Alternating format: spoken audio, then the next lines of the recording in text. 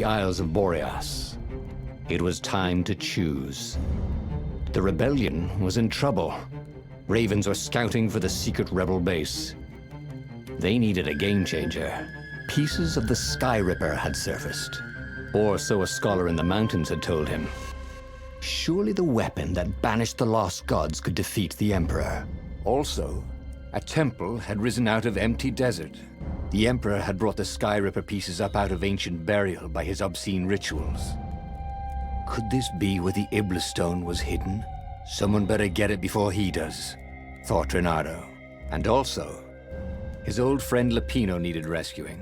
Of course, Renato had a pretty strong suspicion that Lupino had betrayed the rebellion. But could Renato really leave an old friend to the Ravens?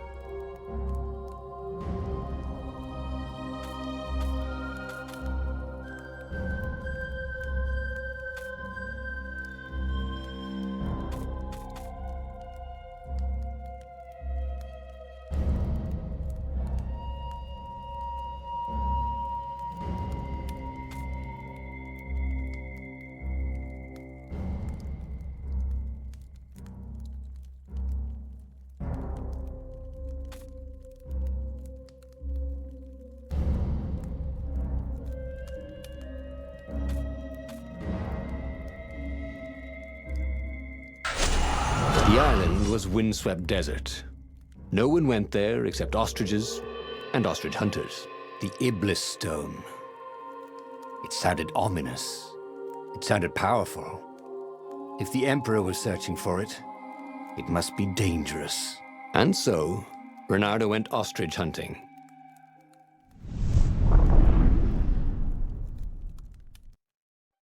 Every child could sing verses about the Sky Ripper. But ancient codices held hints of other things. A stone that ate souls. A ruby that drank blood. A jewel only a righteous man could give away. Were all these things the Iblis Stone? Long hidden in a buried temple? Another ancient item that was only resurfacing now? Drawn up from the deeps by the Emperor's horrific rituals?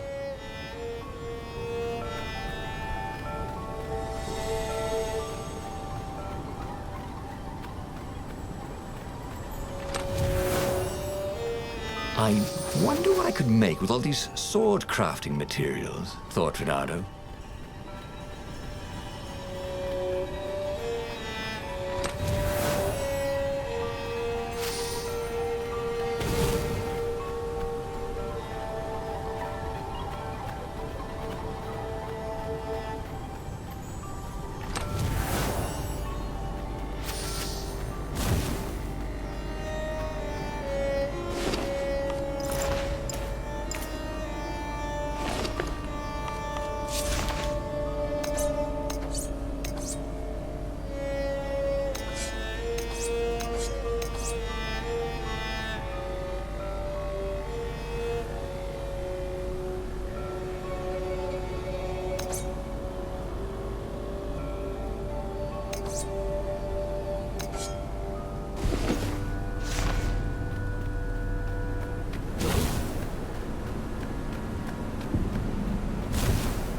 The air here tasted bitter.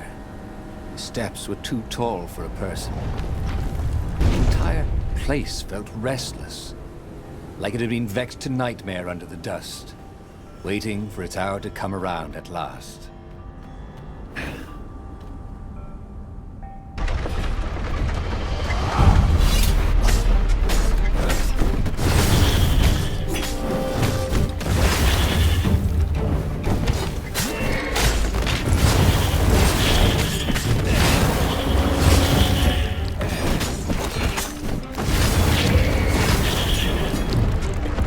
Ravens were already here, cawing in frustration. They were still searching for a way in. Good. Then he hadn't come too late.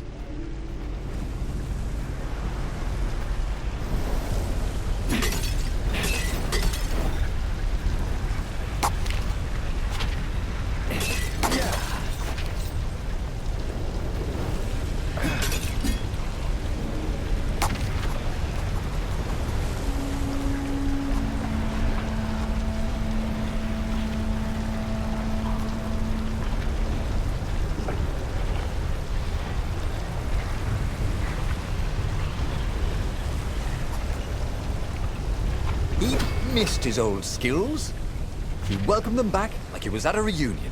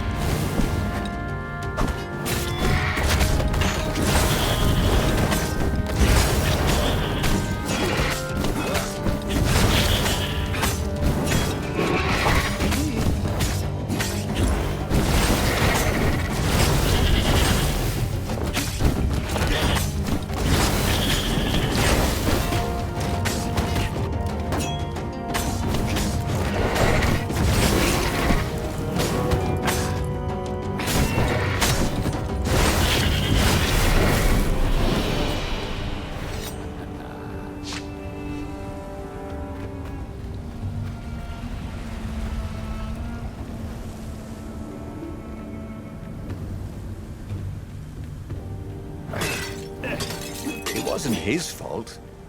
They looked so breakable.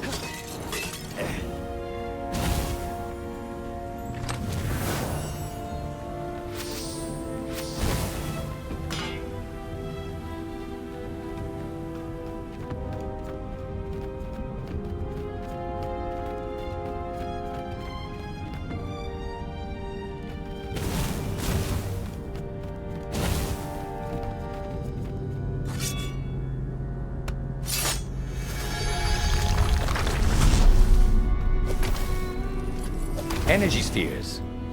Easy to dodge, but boy do they sting if you didn't pay attention.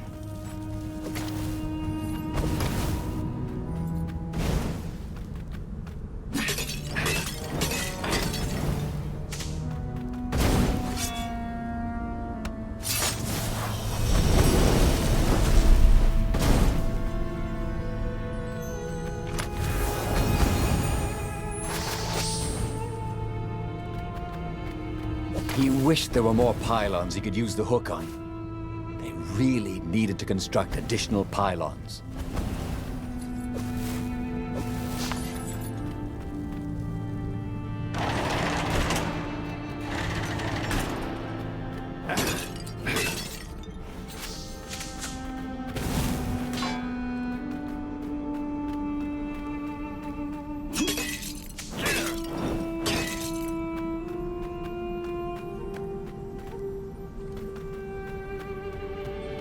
You guys ever eat fresh food? Because you don't smell like it.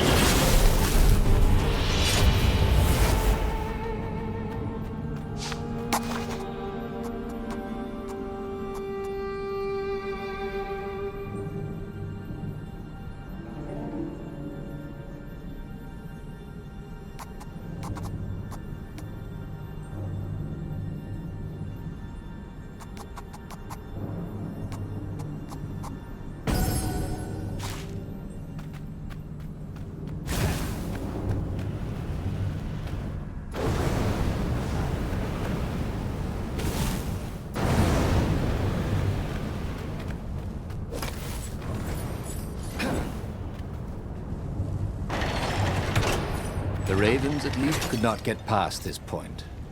Obviously, the temple builders knew how to deal with tomb raiders.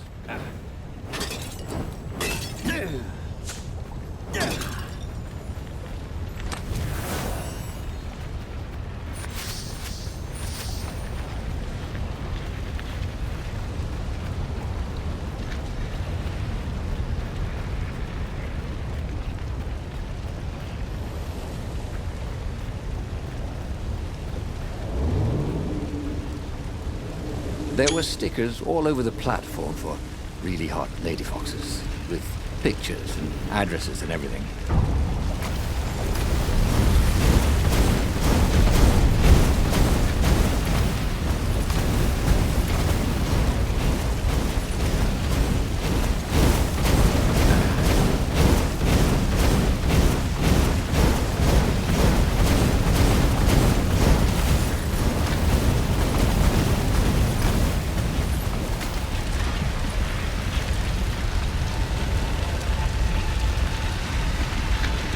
It was a stone of the purest blackness. It reflected no light, like a void made solid. Nervous, he picked it up. I can make you mighty. Who said that? Give me blood. It was the stone, eager, thirsty. Kill the Emperor's daughter.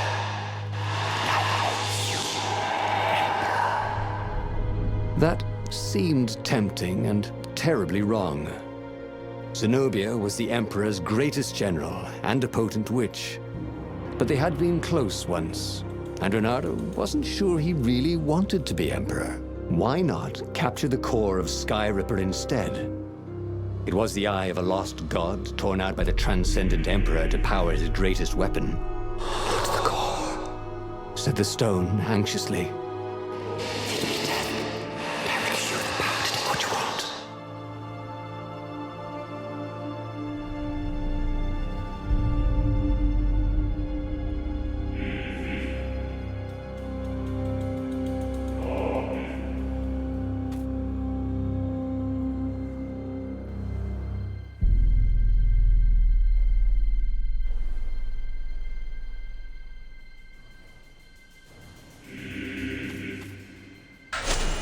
The stone bothered him. He hated being told what to do. Wasn't that why he joined the rebellion? Wasn't that why he'd refused to be a soldier? He'd agreed to come on board only if he could freelance. The stone felt a bit clingy. The sage Calaveras had told him where to find the Sky Ripper, a weapon capable of challenging the gods. Even without its armature, the core would still possess great power. He would go there. The moment he landed the Farfarer, Ritorno had a rare feeling of regret. It's not too late, he thought. He could turn around and sail for Zenobia's island. He frowned. Wait a minute. He didn't want to kill Zenobia, did he? Sure, technically she was the enemy, but they'd been at Sword Food School together. They'd never been lovers, but somehow they'd been closer. She'd told him every secret about herself, except the biggest one, that she was the Emperor's daughter. No, kill Zenobia, whispered the stone, before it's too late.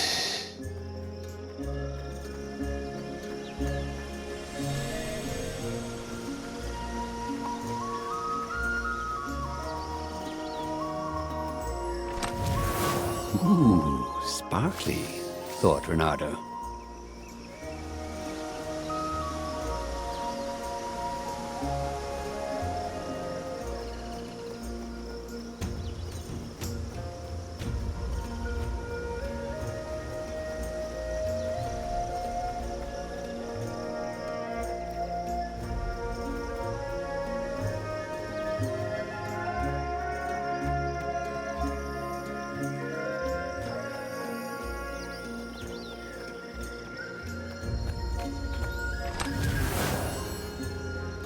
Ritorno had a lot of crafting materials.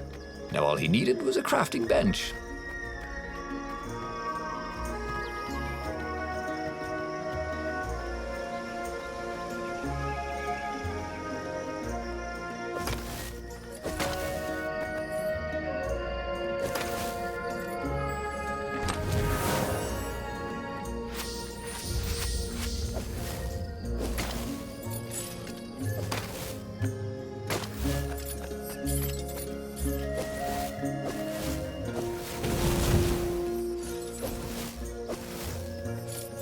That was always a rush.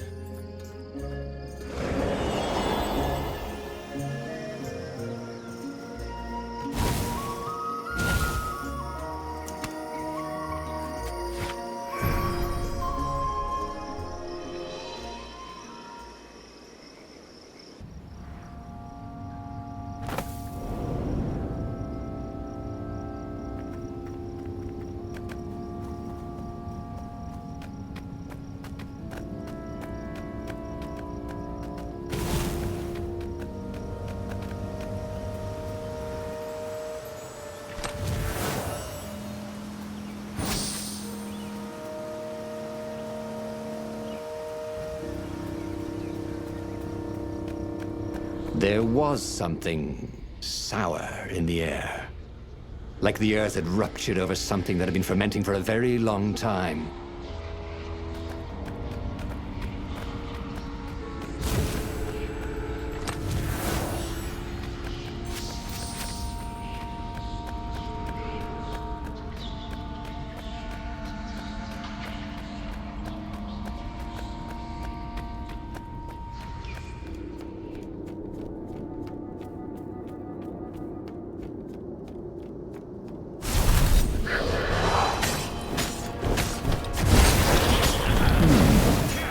Where did that go to?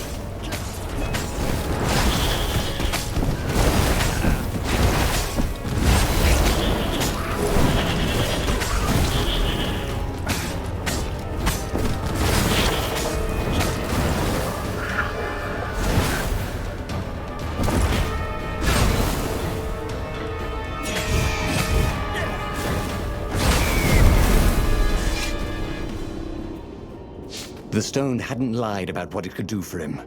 With each raven he cut down, he felt a jolt of power flowing into his arm. "You're weak," whispered the stone. "The core will kill you." "Are you afraid of it?" "No, don't be ridiculous," it chuckled. But it's unstable. It will poison you if so much as carry it, and if you try to use it, it will explode catastrophically. Reynardo did not trust rocks that talked in his head. He went onwards.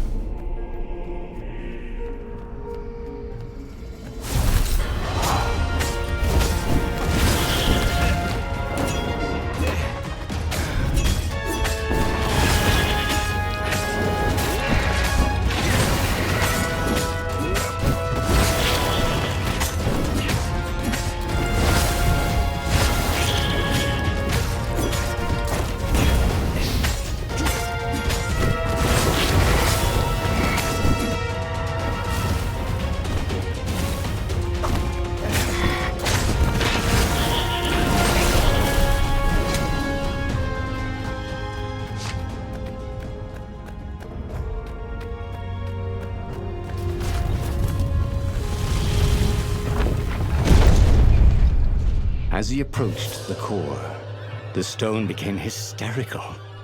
"No, it's too much power. We'll rip a hole in space and time." He had a sudden vision of plunging his gauntlet into the core and dying in anguish. That wasn't his vision, was it? The stone had sent him its darkest fears, hadn't it?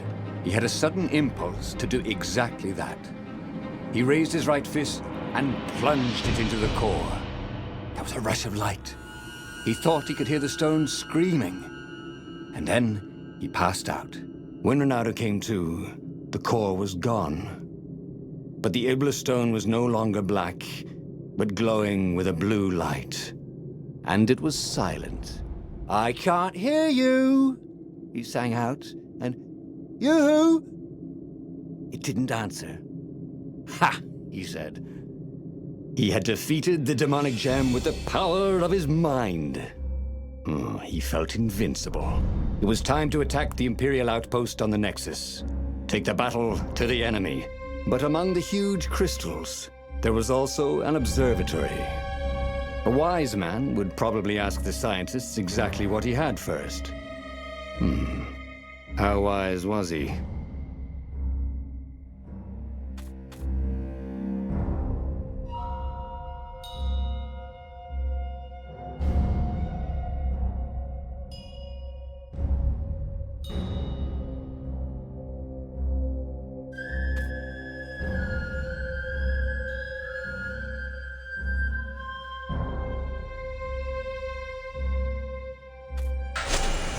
As the Farfarer made its way toward the Nexus, Reynardo could see tiny sparks in the blackness that was the Iblis stone, as if somewhere within it, the core was still spitting out energy, which the Iblis stone sucked in hungrily.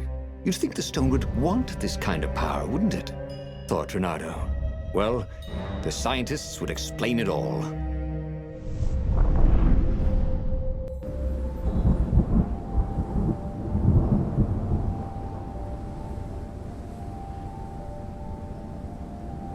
See? He'd trusted his gut, and it had worked out. That's what it meant to be a hero. To ignore the naysayers and the odd-makers, and do what you knew was right, and have it turn out to be the right thing. Well, he wasn't worried. Once he got to the observatory, the scientist toads could explain it. Then he could carry the war into the enemy's camp and destroy them all. Oh dear, he was getting a little bloodthirsty, wasn't he?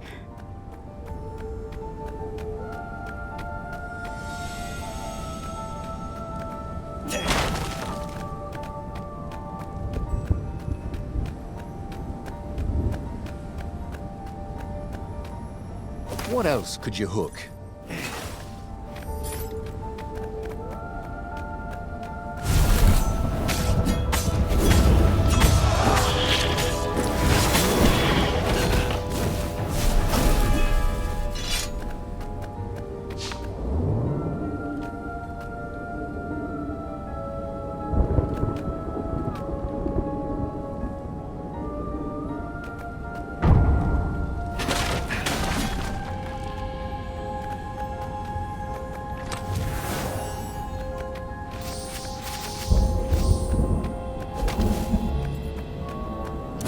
Patient.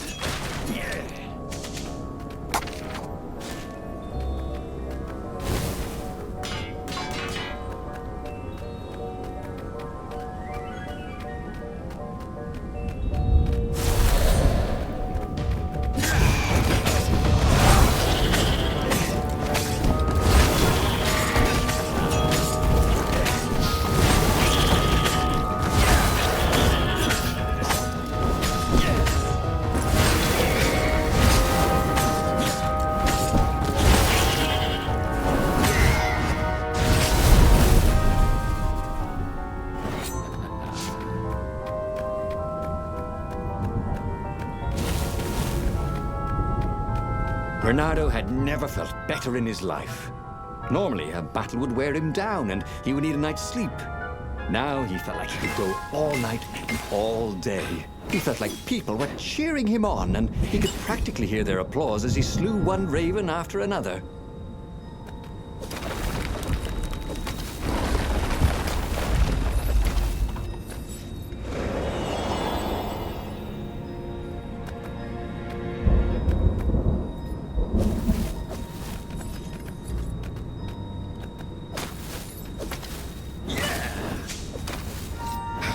It was good to practice your moves, thought Bernardo. Keeps you limber.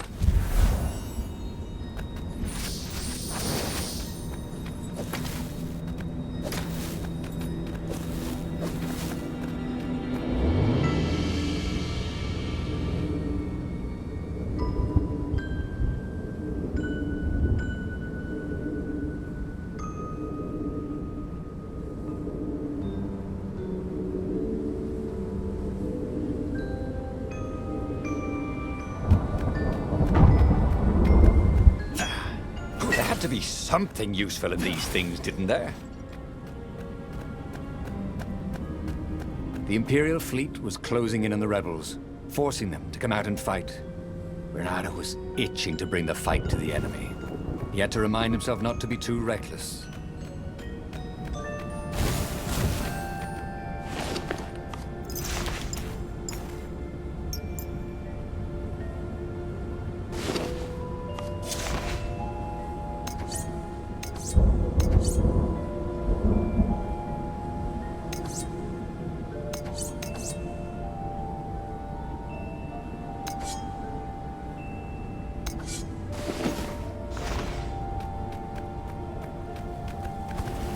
Imagine getting a horse up in one of these things. He would be cursing a blue streak.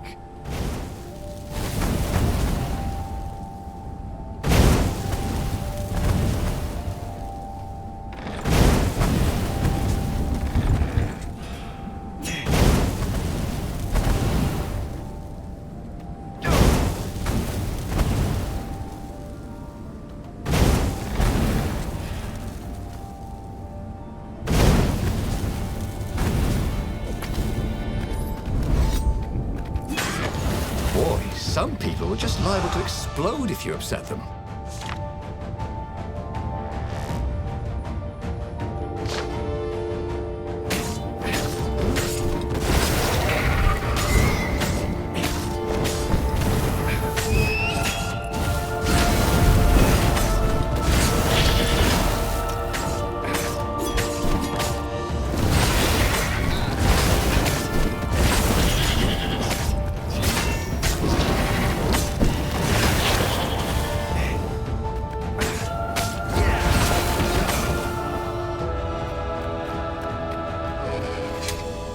was in a swirl of newly remembered knowledge. He needed to focus.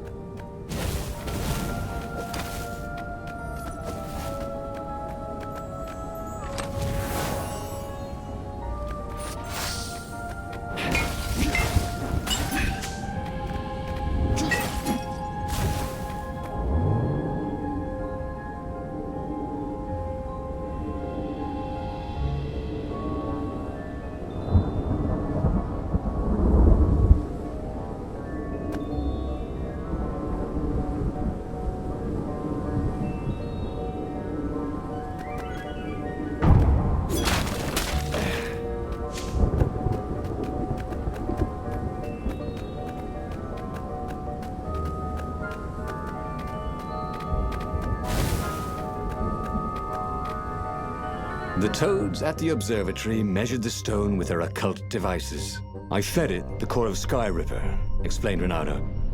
No more feed me blood and souls. But the core is not an unlimited energy source, said one toad. Another said, there's a feedback loop, you see, which could overload the stone. Yet the stone doesn't actually feed on souls, claimed a third, but on pain of killing another sentient being.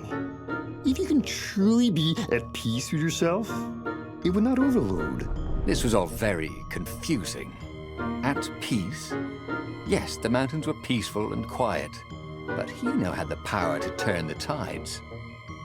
He should report to the Rebellion Council and prepare for the decisive battle.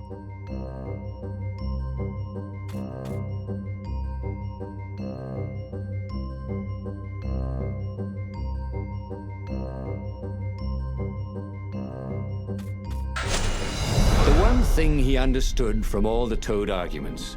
Maybe the stone did not feed on blood, or souls, or rage. It fed on empathy. It fed on the pain he felt when he put an end to another being's existence. Even if that other being was a raven intent on killing him. If he could find peace, then he could use the power of the Ibla stone without being taken over by its evil. The mountains. He would go to the mountains. He could find peace there. Unfortunately, the mountains were not empty. There were ravens everywhere. No matter. He had to fight, yes, but he didn't have to be angry. Parry, dodge, slash, and breathe. Yes, focus on the rhythm, the dance of it, not on the blood or the raven's core as they died. Ah, it was working. He wasn't feeling those dark jolts of eldritch energy. He wasn't feeding the Iblis stone.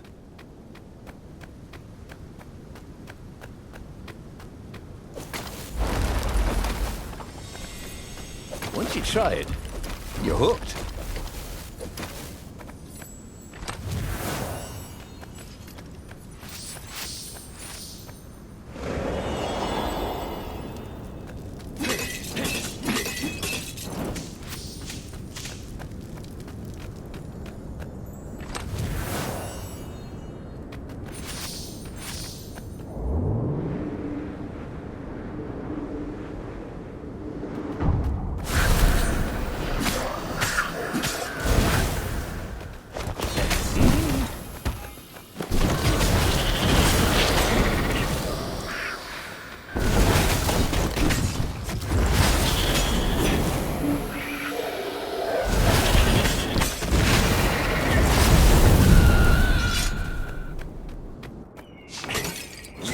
The stone was still silent.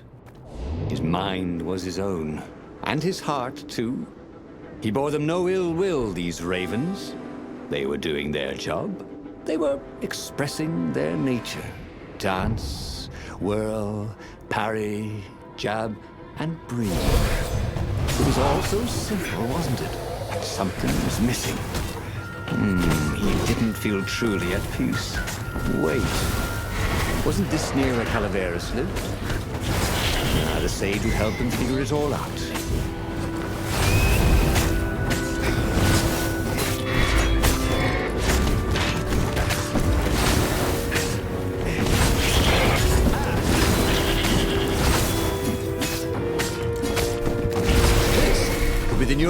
crate.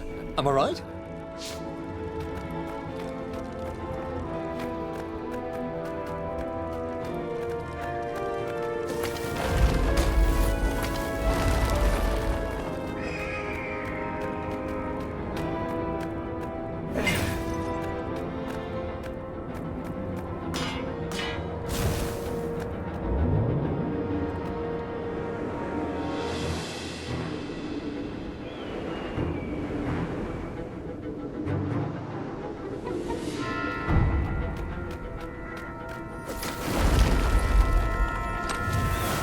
Once, Renato had been to a dungeon where all the chests were locked.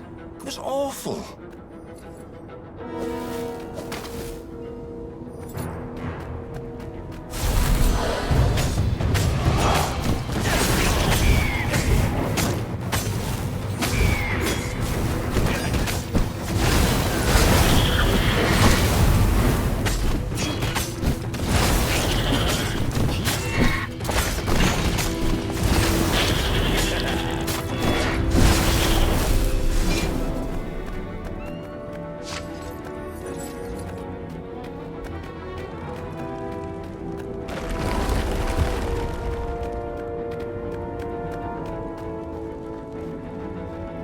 Smashing things was fun.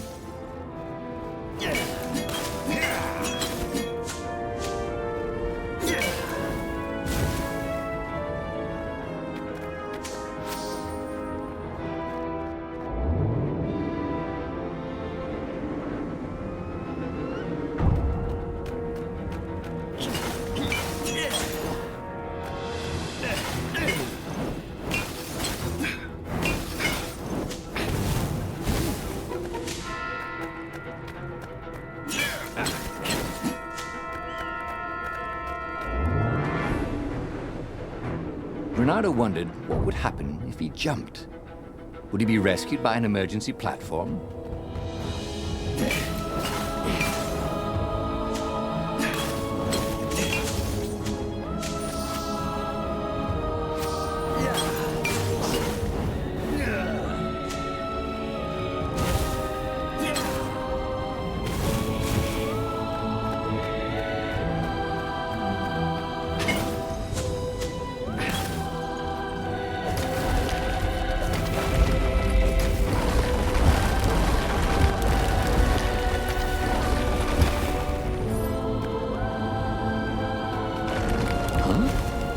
A lever? That was new. Most people still use doorknobs.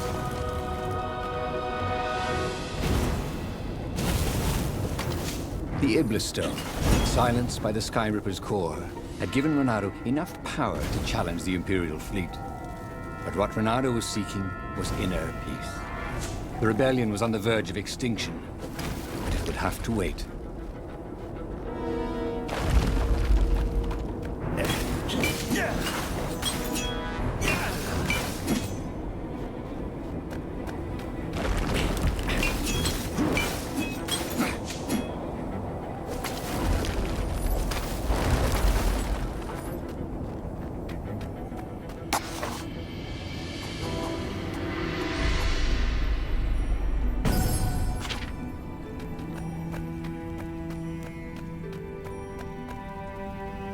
At the end of the mountain path, he found the wise Calaveras in his workshop. "Do you fix souls or only artifacts?" he asked the sage.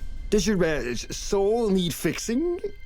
asked the sage. "I've been killing a lot of ravens lately," he told the sage. You're a fox," said Calaveras. and to kill birds is part of your nature. Just take joy in it. I mean, I might as well worry about eating flies. Don't you like a fly? It was true. That's what he had forgotten. The joy. Now he was ready for the final battle. The Farfarer cut through the clouds. The air had never felt so sweet since he was a child. There it was. The dreaded Imperial fleet. He could smell wet hemp ropes ahead, wood and tar, and ravens. Even the fleet smelt good, somehow. He was ready. He was ready.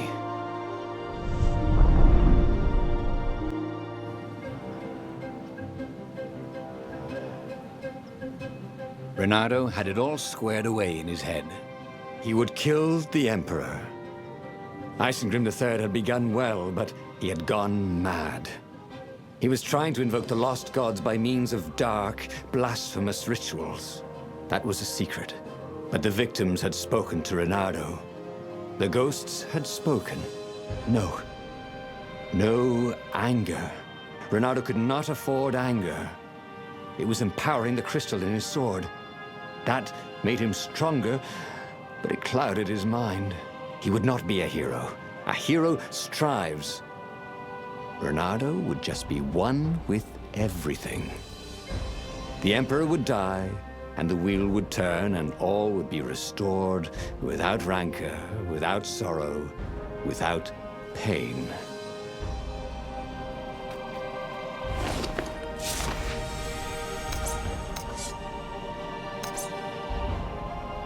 This sword from the frigid north was really useful for making popsicles and birdcicles.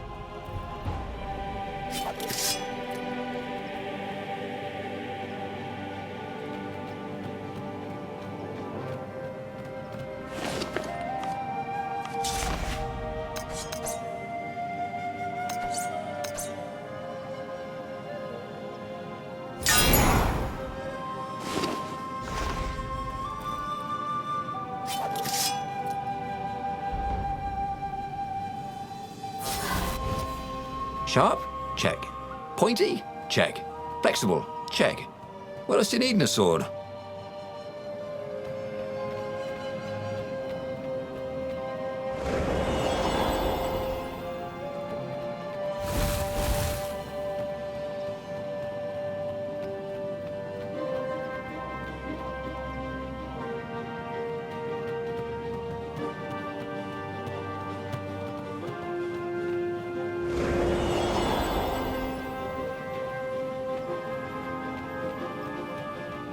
The portal was heavily guarded. It must go someplace they really didn't want it to go.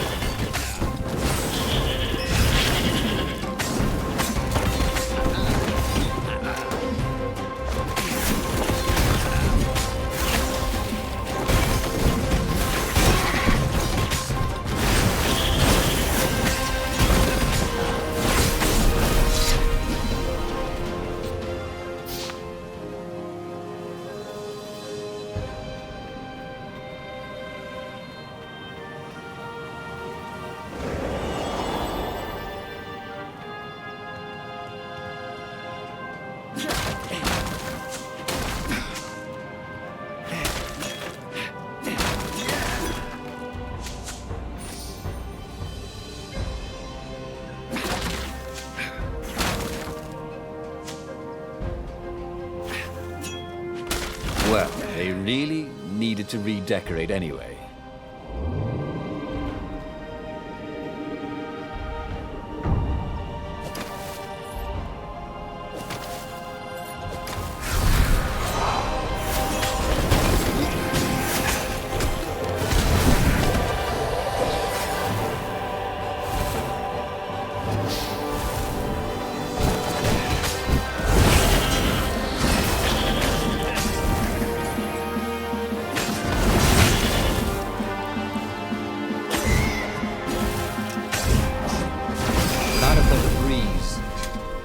Through his armor.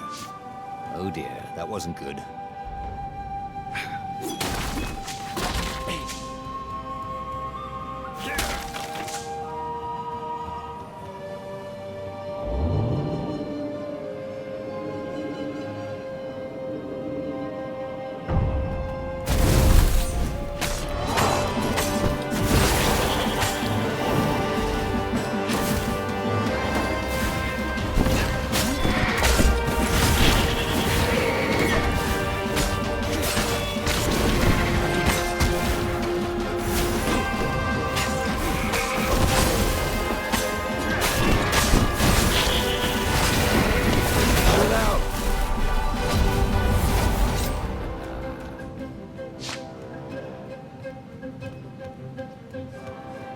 But the more he thought about it, and he had so much more time to think about it now that he was not worrying about the battle, killing the Emperor would not change anything.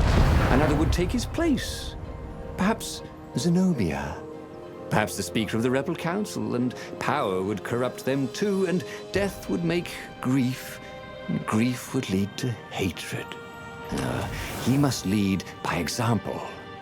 Reject the violence. Reject the desire to create violence. But how?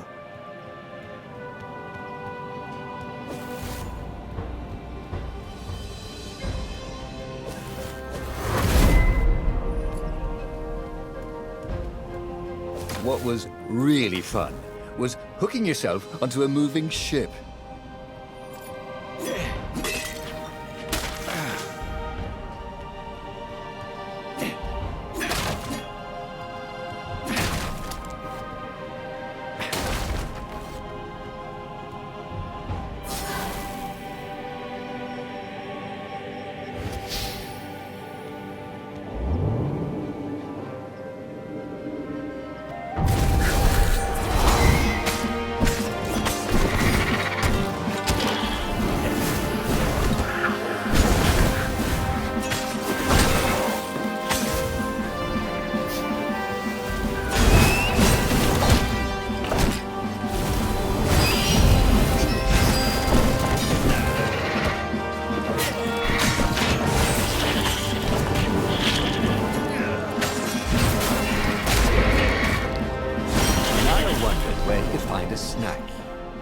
He was feeling a bit peckish.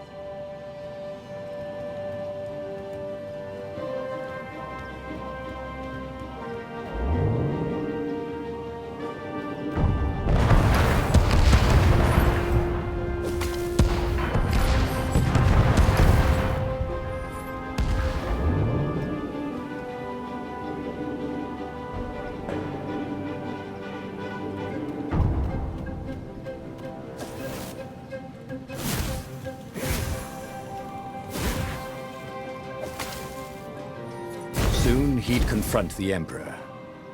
Funny that this whole war had come about because the Emperor feared death. And now it was coming for him.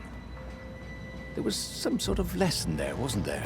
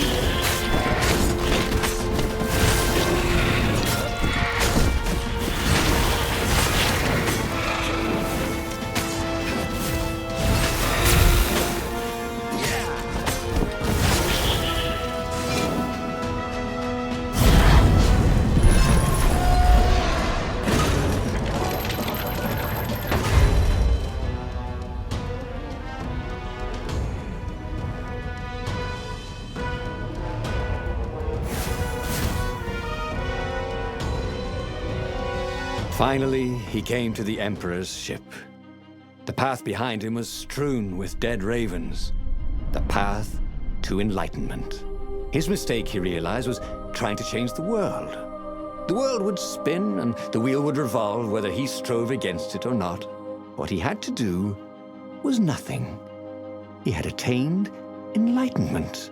He sat down, adopted a full lotus position, and began to meditate. And all around him, the warriors stopped fighting too. They knew. They could feel his enlightenment. They gave up fighting, dropped their weapons, and became his disciples. No, just kidding. The nearest raven stabbed him with a sword and then chopped off his head. I might not have thought this through properly. Thought Renado's head as it rolled around the deck and died. Renato stared at the book. He was still alive. Again. And still only flying away from burning Ubar. Had he lived that adventure? Or only dreamt it? Had he really died? It felt so real, not like a dream at all. And he'd lost again. Oh, he hated that. But he had made different choices. And he'd lost in a different way. It was the book, wasn't it? Oracles showed you your destiny. But this was showing him different ways he could die miserably. Thanks a bunch, book, he thought. But these were destinies that he did not have to fulfill. But he'd learned another true thing. The Iblis Stone was evil. It would try to corrupt anyone who used it.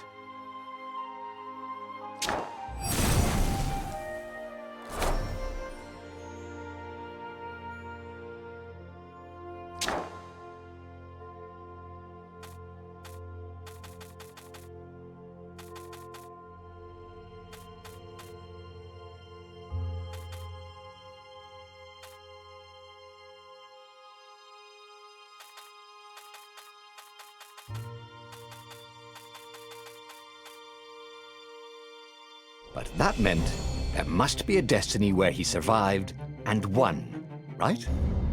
Otherwise, what was the point? And with that, the book's pages fluttered back once more to the beginning, and The clouds parted over the Isles of Boreas. It was time to choose. The rebellion was in trouble. Ravens were scouting for the secret rebel base. They needed a game changer. Pieces of the Sky Ripper had surfaced. Or so a scholar in the mountains had told him. Surely the weapon that banished the lost gods could defeat the Emperor. also, a temple had risen out of empty desert. The Iblis Stone was hidden there. It was a dangerous artifact. It could corrupt its user into a bloodthirsty monster. Maybe he could find a way to use it, to take its power without surrendering to its wickedness. And also, his old friend Lupino needed rescuing. Of course, Renato had a pretty strong suspicion that Lupino had betrayed the rebellion. But could Renato really leave an old friend to the Ravens? Every child knew about the Sky Ripper. The Transcendent Emperor had buried its pieces. What could have brought them to light? This Emperor, Isengrim III, had once been kind, but he'd gone mad. And now he was conducting secret, obscene rituals to bring back the lost gods.